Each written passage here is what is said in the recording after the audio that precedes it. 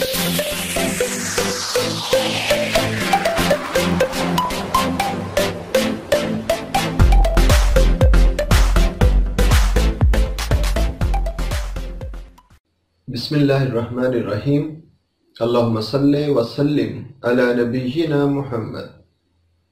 अस्सलाम वालेकुम dear students and viewers, मैं हूं सर उमर और आप देख रहे हैं केम फॉर यू, केमिस्ट्री आपके लिए। डियर स्टूडेंट्स, आज हम फर्स्ट ईयर केमिस्ट्री का सेकंड चैप्टर स्टार्ट करने जा रहे हैं, एक्सपेरिमेंटल टेक्निक्स इन केमिस्ट्री। इस चैप्टर में केमिस्ट्री में लैब के अंदर मुख्तलिफ किस्म के जो एक्सपेरिमेंटल टेक्निक्स इस्तेमाल होती हैं, हम उनमें से कुछ टेक्निक्स का जिक्र करेंगे।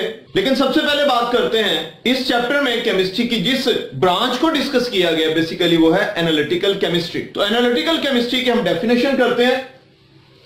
Analytical chemistry is the science of chemical characterisation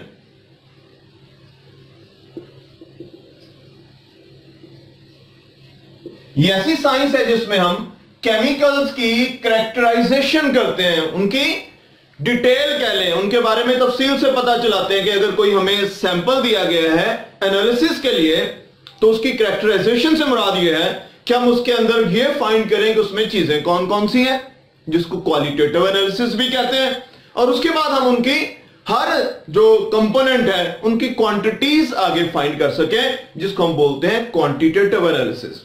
तो केमिकल कैरेक्टराइजेशन में दोनों तरह के एनालिसिस आ जाते हैं, क्वालिटेटिव भी और क्वांटिटेटिव भी। इनकी प्रॉपर डेफिनेशंस हम ऑलरेडी फर्स्ट चैप्टर के अंदर पढ़ चुके हुए हैं, इसलिए हम इनकी डेफिनेशंस में जाने की बजाय हम फर्दर आगे मूव करेंगे कि एक मुकम्मल जो एनालिसिस है, complete analysis, complete quantitative analysis, उसके कितने स्टेप्स हैं, उसके कितने मराहल हैं, जो कि एक बड़ा इंपॉर्टेंट शॉर्ट क्वेश्चन भी है। यहीं पे याद रखिएगा ये चैप्टर आप लोगों का शॉर्ट क्वेश्चंस के पॉइंट ऑफ व्यू से इंपॉर्टेंट है। इस चैप्टर में एग्जाम में सिर्फ शॉर्ट क्वेश्चंस और ऑब्जेक्टिव्स आते हैं, लॉन्ग क्वेश्चंस आमतौर पे नहीं आता, ठीक है। लेकिन आप लोगों को मैं जिस अंदाज से डील करूंगा इस चैप्टर को, थारोली भी आपको समझाऊंगा ताकि आप मुकम्मल तौर पे भी चीजों को समझ भी सकें, और इसमें फिर जो इंपॉर्टेंट शॉर्ट क्वेश्चंस होंगे वो भी आपको पॉइंट आउट किया करूंगा। तो सबसे पहले स्टेप्स ऑफ कंप्लीट क्वांटिटेटिव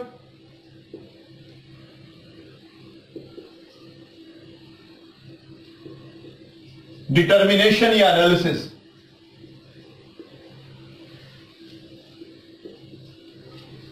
तो एक मुकम्मल जो क्वांटिटेटिव एनालिसिस है उसके 4 स्टेप्स हैं। सबसे पहला स्टेप तो यह है कि हमने जिस चीज का एनालिसिस करना है, जिस चीज का तज्जिया करना है, उसको कोई सैंपल तो हमारे पास हो ना, उसका सैंपल हासिल करें। तो obtaining a sample for analysis.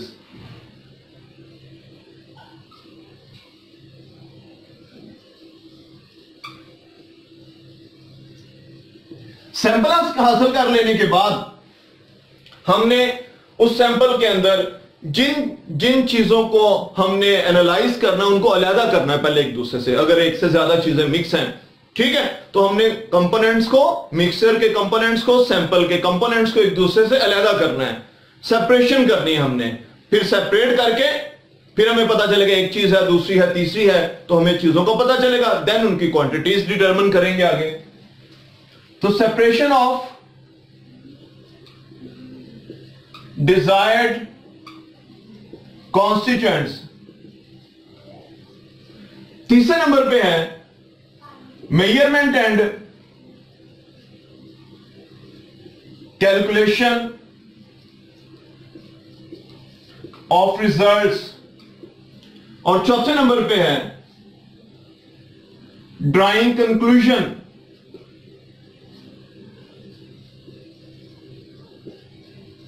From analysis. यानी जो हमने मुकम्मल सारा एनालिसिस किया है उससे हमने क्या नतीजा निकाला है, उससे हमने फाइनल जो नतीजा कंक्लूजन ड्रा किया है वो सारे का सारा। तो ये 4 बेटा स्टेप्स हैं एक मुकम्मल क्वांटिटेटिव एनालिसिस के। तो ये एक बहुत ही इंपॉर्टेंट एक शॉर्ट क्वेश्चन है। ये डेफिनेशन इसकी, ये आपके एमसीक्यूज के पॉइंट ऑफ व्यू से इसमें से एमसीक्यू बन जाता है। लो बेटा, ये था एक मुकम्मल जो क्वांटिटेटिव एनालिसिस है। अब इस चैप्टर में ज्यादा जिस चीज पे फोकस किया गया वो सेपरेशन पे फोकस किया गया। सेपरेट करेंगे चीजों को तो आगे फर्दर उनका एनालिसिस होगा। तो इस चैप्टर में सेपरेशन की टेक्निक्स हैं सारी की सारी। इस चैप्टर में क्या डिस्कस किया गया? Separation techniques. तो मैं आप लोगों को पहले ब्रीफली इस चैप्टर में इस्तेमाल होने वाली तमाम सेपरेशन टेक्निक्स लिखने लगा हूं, क्योंकि वो अलहदा से एक शॉर्ट क्वेश्चन के तौर पे आ जाता है जी। सेपरेशन टेक्निक्स के नाम लिखते हैं सिंपली। तो इस चैप्टर में जो सेपरेशन टेक्निक्स यूज होती हैं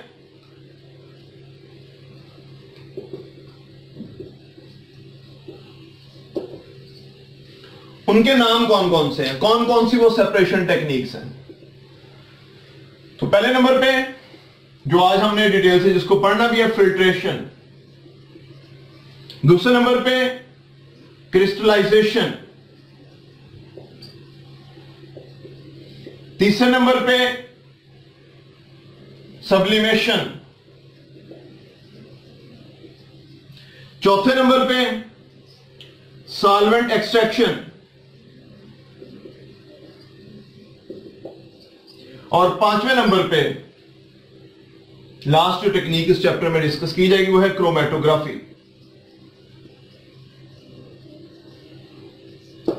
तो ये 5 सेपरेशन की टेक्निक्स हैं जो इस चैप्टर में डिस्कस की गई हैं। ये आपका दूसरा इंपॉर्टेंट शॉर्ट क्वेश्चन है। तो बेटा अब हमने जिस टेक्निक को डिटेल से डिस्कस वो है फिल्ट्रेशन। तो उसमें भी सबसे पहले हम बात करेंगे फिल्ट्रेशन की डेफिनेशन क्या है। तो the technique of filtration is used to separate insoluble particles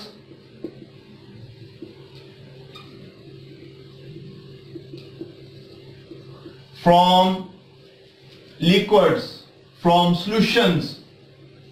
तो किसी भी लिक्विड के अंदर से इनसॉल्युबल पार्टिकल्स को अलग करने का जो नाम है, सेपरेट करने का जो तरीकाकार है, उस सेपरेशन की टेक्निक का नाम है फिल्ट्रेशन। फिल्ट्रेशन की बड़ी सादा सी मिसाल जो है, हम घरों में चाय बनाते हैं, ठीक है, तो उसमें वो जो हम चाय को फिल्टर करने के लिए पोनी कह देते हैं, छाननी कह दें, छलनी कह दें, ठीक है, तो हम उसको इस्तेमाल करते हैं। तो हमारा फिल्टर मीडियम है एक किस्म का, जिसके जरिए से हम फिल्ट्रेशन कर रहे हैं। उसके ऊपर पत्ती रह जाती है, ठीक है, वो पत्ती एक किस्म का हमारा इनसॉल्युबल पार्टिकल्स हैं जो उस दूध के अंदर, पानी के अंदर हल नहीं होती, ठीक है, वो अलहदा से पार्टिकल्स रह जाते हैं, तो वो ऊपर रह गई और बाकी जो चाय है, जो लिक्विड है, वो नीचे गुजर गया उसके अंदर से। तो इस तरह से हम उसको फिल्टर कर लेते हैं। हमारे पास वो पत्ती और दूध या बनी हुई चाय, जो पकी हुई चाय, हम दोनों का मिक्सर होता है। तो जो चाय पकी हुई है, लिक्विड है, वो नीचे, और उसमें जो पत्ती है, जो इनसॉल्युबल पार्टिकल्स है, वो उस छाननी के ऊपर, उस छलनी के ऊपर, उस पोनी के ऊपर कह लें, वो रह जाते हैं हमारे पास। तो इस तरह से हम पुन लेते हैं। तो फिल्ट्रेशन का आम सादा सा मतलब है पुन लेना किसी चीज को, इनसॉल्युबल पार्टिकल्स को अलहदा और लिक्विड को अलहदा कर लेना। अच्छा, इसमें मैंने जो लफ्ज लिखा है इनसॉल्युबल पार्टिकल्स, इसके लिए इस पूरे टॉपिक में कुछ और वर्ड्स भी इस्तेमाल होने, वो भी मैं यहीं पे मेंशन कर दूं। इनको हम बोलेंगे suspended particles. Suspended particles, insoluble particles के लिए एक और लफ्ज इस्तेमाल होगा प्रेसिपिटेट। और फिल्टर कर लेने के बाद जब इनसॉल्युबल पार्टिकल्स अलहदा हो जाया करेंगे, उसी के लिए लफ्ज इस्तेमाल किया जाएगा रेजिड्यू। तो ये अल्फाज इस्तेमाल होंगे इनसॉल्युबल पार्टिकल्स के लिए। अच्छा, फिल्ट्रेशन में फिल्टर करने के लिए हम मुख्तलिफ किस्म के फिल्टर मीडिया इस्तेमाल करते हैं। क्या इस्तेमाल करते हैं? Filter media. जैसे फिल्टर मीडिया की मिसाल क्या है? फिल्टर पेपर है। फिल्टर पर करने के लिए हम कुछ क्रूसिबल्स, कुछ बर्तन इस्तेमाल करते हैं, तो वो क्रूसिबल्स भी इसकी मिसाल है, ठीक है, जैसे गुज क्रूसिबल है। ऐसे जैसे हम कह लें कि कपड़ा इस्तेमाल कर लें किसी चीज को फिल्टर करने के लिए, क्लॉथ इस्तेमाल कर सकते हैं, ठीक है, कॉटन इस्तेमाल कर सकते हैं फिल्टर करने के लिए। तो मुख्तलिफ तरह के एस्बेस्टॉस है मटेरियल, वो इस्तेमाल करते हैं। तो फिल्टर करने के लिए हम मुख्तलिफ तरह के फिल्टर मीडिया इस्तेमाल करते हैं। फिल्टर करने के लिए चीजें इस्तेमाल करते हैं मुख्तलिफ तरह की। कौन सा फिल्टर मीडिया इस्तेमाल करना है, यह डिपेंड करता है नेचर ऑफ प्रेसिपिटेट।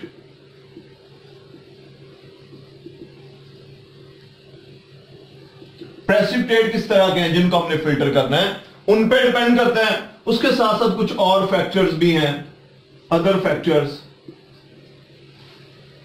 फैक्टर्स की मिसाल मैं आपको दे देता हूं। जैसे कुछ ऐसे केमिकल्स होते हैं जिनको हम फिल्टर करें तो कागज हम इस्तेमाल नहीं कर सकते, वो कागज को डैमेज कर देते हैं, जैसे एसिड्स वगैरह हैं, ठीक है। तो वहां पे हम फिल्टर करने के लिए कागज नहीं इस्तेमाल, कोई और मीडियम इस्तेमाल करेंगे। तो मुख्तलिफ किस्म के जो फिल्टर मीडिया इस्तेमाल होते हैं वो मोस्टली डिपेंड करता है नेचर ऑफ प्रेसिपिटेट, लेकिन उसके साथ साथ कुछ और फैक्टर्स भी हैं जिस पे डिपेंड करता है कि हम कौन सा फिल्टर मीडियम जो है वो इस्तेमाल करेंगे। ज्यादा जो कॉमनली यूज होते हैं फिल्ट्रेशन की टेक्निक्स, एक है फिल्ट्रेशन थ्रू फिल्टर पेपर्स,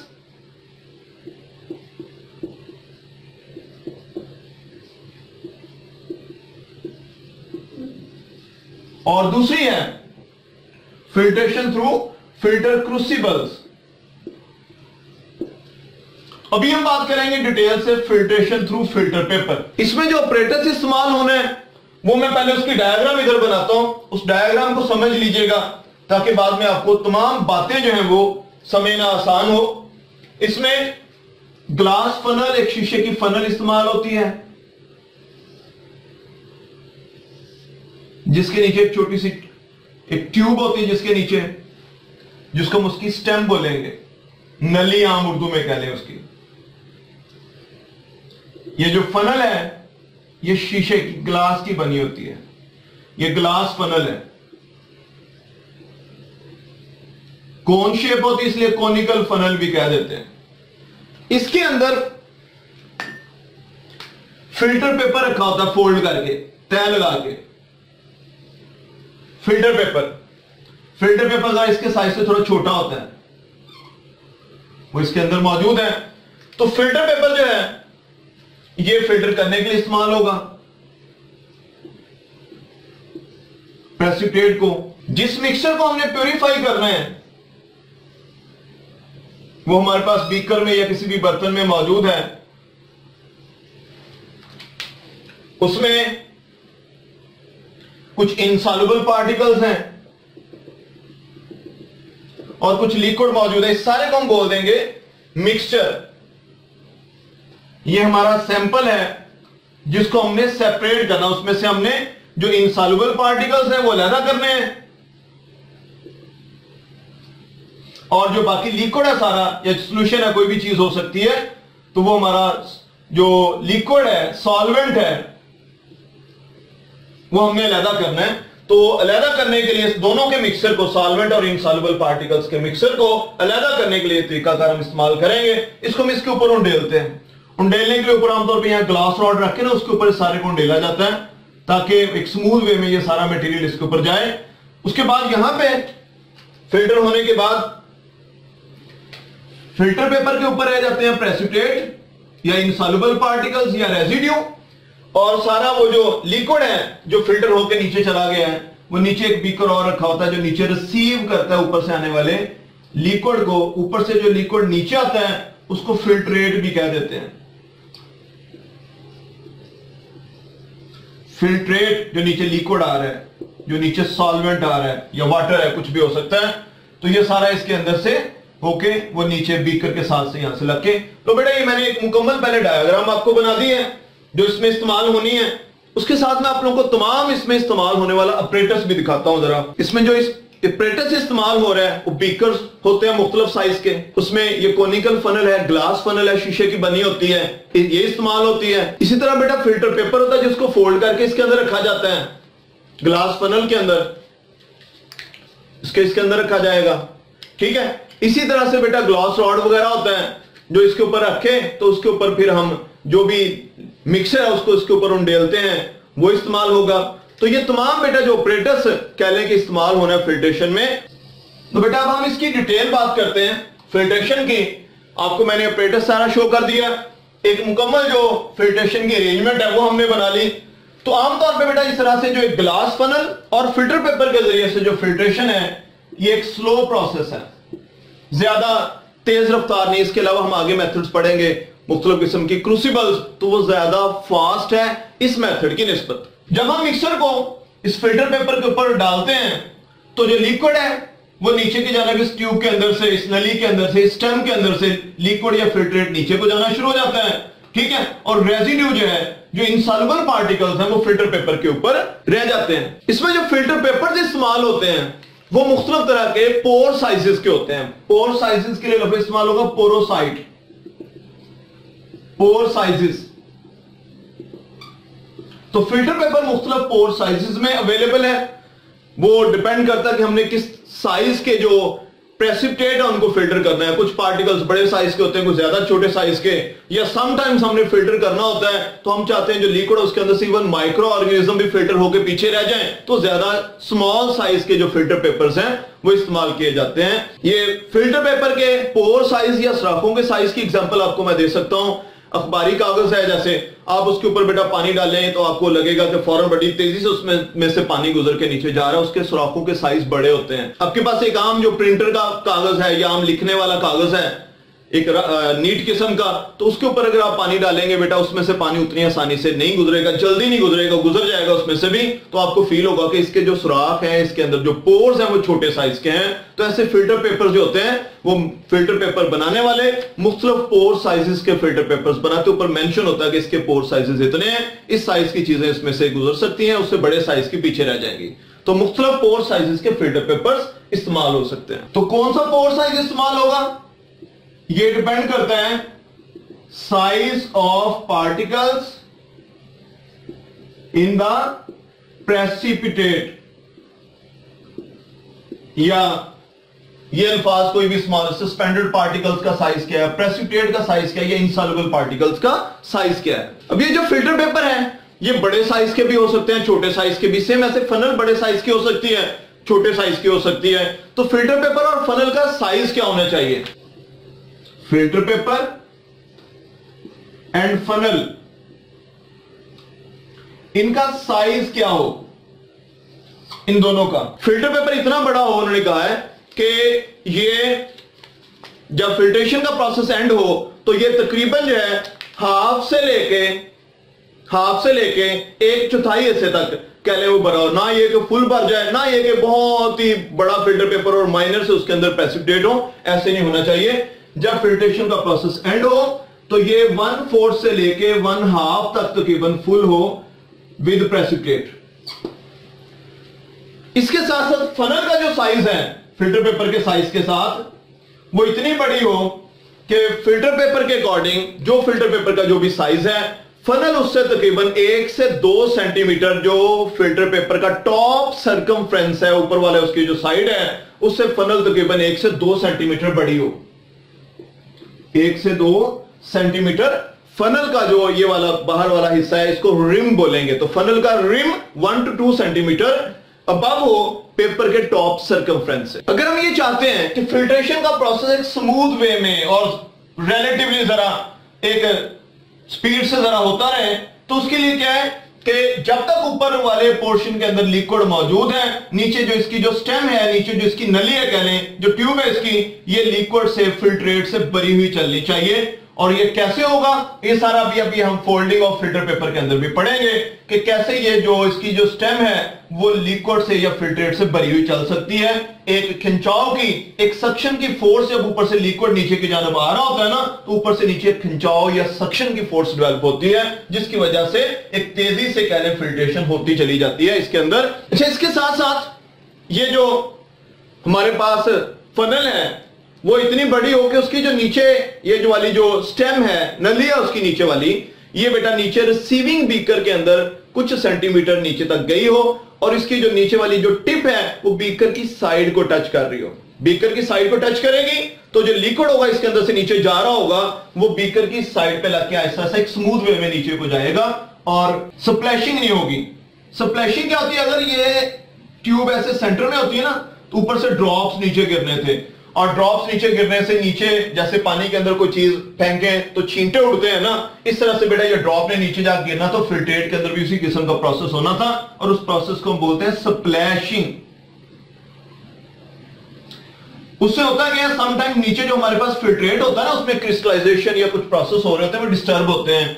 ठीक है। तो इस तरह से बेटा इस स्प्लैशिंग से बचने के लिए जो स्टेम है इसकी वो बीकर की साइड को लगी हो, नीचे तक गई हो बीकर के अंदर कुछ सेंटीमीटर, और ये यहां से फिर फिल्ट्रेट एक स्मूथ वे में नीचे रिसीविंग बीकर के अंदर जाता है। ये भी बेटा आगे बड़ा एक इंपॉर्टेंट शॉर्ट क्वेश्चन आ रहा है, फोल्डिंग ऑफ फिल्टर पेपर।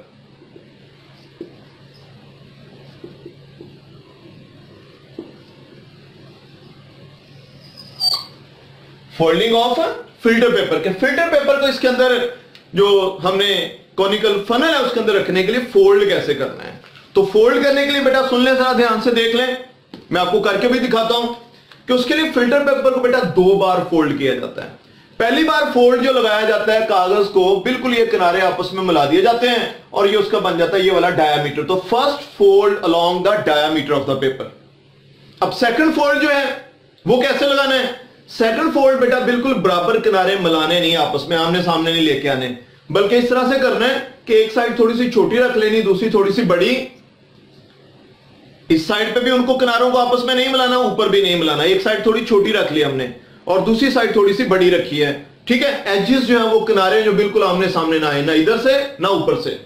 अब इस तरह से दूसरा फोल्ड लगा लेने के बाद हमने इसको खोलना है। अब एक छोटी साइड है इसकी और एक इसकी बड़ी साइड है ये वाली, तो बड़ी साइड से इसको खोलना है।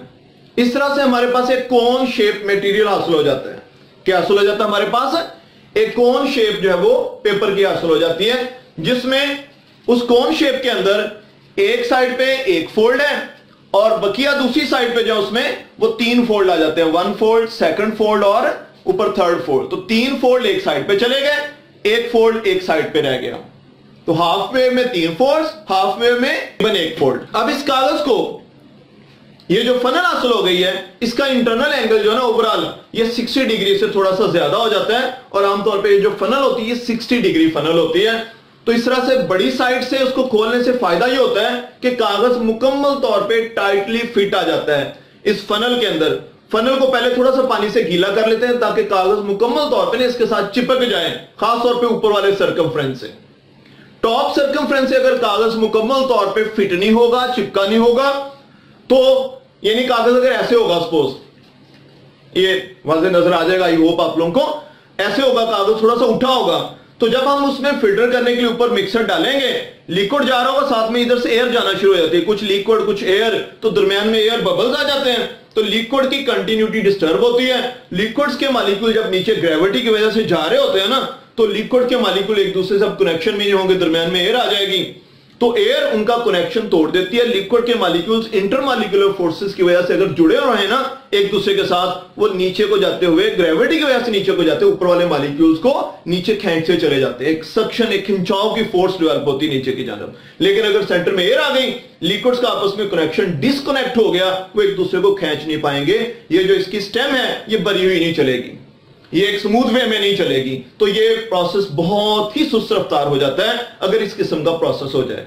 तो इसलिए ये कागज अपने टॉप सर्कमफ्रेंस से टाइटली फिट हो फनल के साथ, ताकि फिल्ट्रेशन स्मूथ वे में और रिलेटिवली थोड़ी सी एक फास्ट स्पीड में हो सके। इसी कोनिकल फनल से, इसी कागज को इस्तेमाल करते हुए फिल्ट्रेशन की रफ्तार एक और अंदाज से भी बढ़ाई जा सकती है। एक तो हमने इस तरह से बढ़ा ली ना कि टाइटली फिट कर दिया उसके ऊपर, इसी तरह फोल्ड करने के बाद। तो दूसरा एक फोल्डिंग का वे थोड़ा सा डिफरेंट करने से भी हम फिल्ट्रेशन की रफ्तार जो है उसको बढ़ा सकते हैं।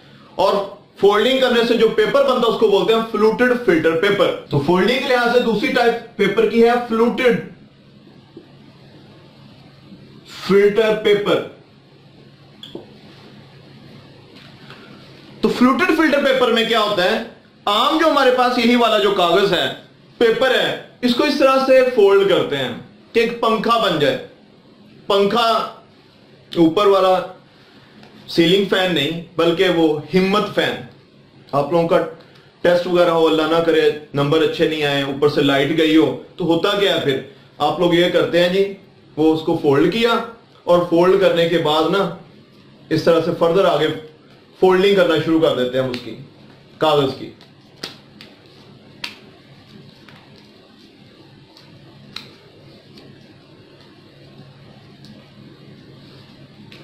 और एक पंखा बना लेते हैं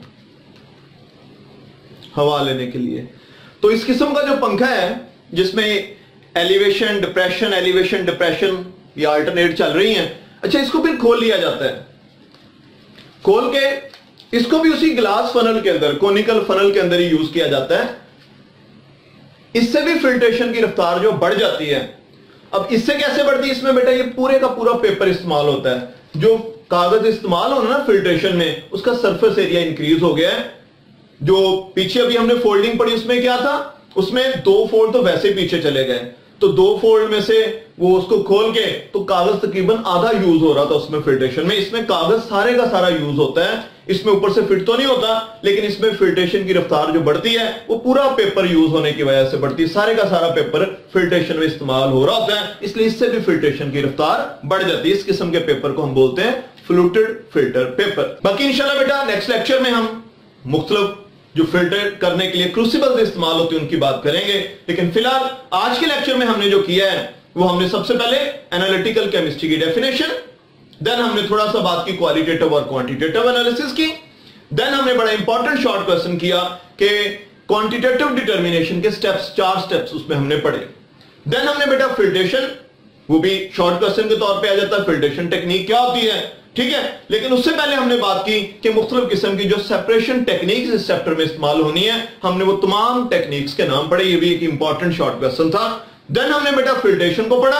फिल्ट्रेशन में हमने उसकी डेफिनेशन और किस तरह से फिल्ट्रेशन की जाती है, कौन से फिल्टर मीडिया वगैरह हैं, उनकी माइनर सी बात करते हैं। फिर हम आगे उसके प्रोसेस की डिटेल की जानब गए। उस डिटेल में हमने जो बातें बेटा पढ़ी हैं उनमें अक्सर चीजें एमसीक्यूज वगैरह की शक्ल में आ जाती हैं, जैसे कि जी कागज जो है वो फिल्टर पेपर जो है वो कितना बड़ा होना चाहिए एंड पे, ठीक है, 1/2 से 1/4। सेम ऐसे जो फनल है उसका जो रिम है वो फिल्टर पेपर से कितना ऊपर को बड़ा होना चाहिए उसके बारे में। फनल की जो स्टेम है वो नीचे रिसीविंग बीकर में कितनी गई हो, तो इस किस्म की जो बातें हैं वो एमसीक्यूज के पॉइंट ऑफ व्यू से थी। ओवरऑल पूरे प्रोसेस को समझने के लिए भी जरूरी था, इसलिए मैंने आप लोगों को बेटा ये डायग्राम मुकम्मल तौर पे बना के दी और मुकम्मल तौर पे समझाया इस बात को। देन हमने बात की बेटा फोल्डिंग ऑफ फिल्टर पेपर, बड़ा इंपॉर्टेंट शॉर्ट क्वेश्चन है। और उसके बाद नेक्स्ट हमने बात की थोड़ी सी फ्लूटेड फिल्टर पेपर, ये भी एक शॉर्ट क्वेश्चन के तौर पे अलग से आ जाता है। ओके बच्चों, आज के लिए इतना, इंशाल्लाह मिलेंगे नेक्स्ट वीडियो में नेक्स्ट लेक्चर के साथ। तब तक के लिए अल्लाह हाफिज।